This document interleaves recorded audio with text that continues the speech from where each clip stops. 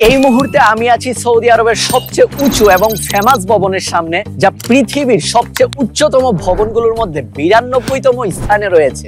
99 floor বিশিষ্ট এই kingdom সেন্টারের কথা তো আপনারা কম বেশি সবাই জানেন, কিন্তু আপনি কি জানেন সৌদি সরকার জেদ্দা টাওয়ার নামের আরো একটি মেগা প্রজেক্ট হাতে নিয়েছে।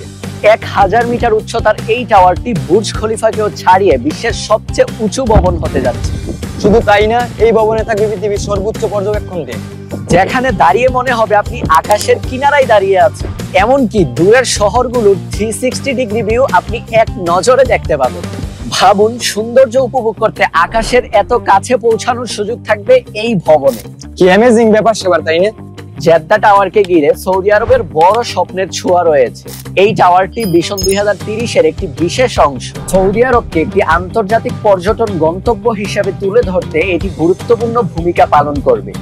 আর এই ভবনের টেকসই প্রযুক্তি, পরিবেশ বান্ধব সৌরশক্তি ও পূর্ণ ব্যবহারযোগ্য সৌরশক্তি ব্যবহার করে এর পরিচালনা নিশ্চিত করা হবে। ভবনের অভ্যন্তরে বিলাসবহুল হোটেল এবং রেসিডেন্সিয়াল ইউনিট থাকবে, যা সৌদি আরবের পর্যটন খাতকে নতুন উচ্চতায় নিয়ে যাবে। প্রত্যাশা করা হচ্ছে জেদ্দা টাওয়ার শুধু সৌদি আরবের আধুনিক স্থাপত্যের প্রতীক হবে না, বরং এটি দেশের অর্থনীতি এবং পর্যটনকেও নতুন এক উচ্চতায় নিয়ে যাবে।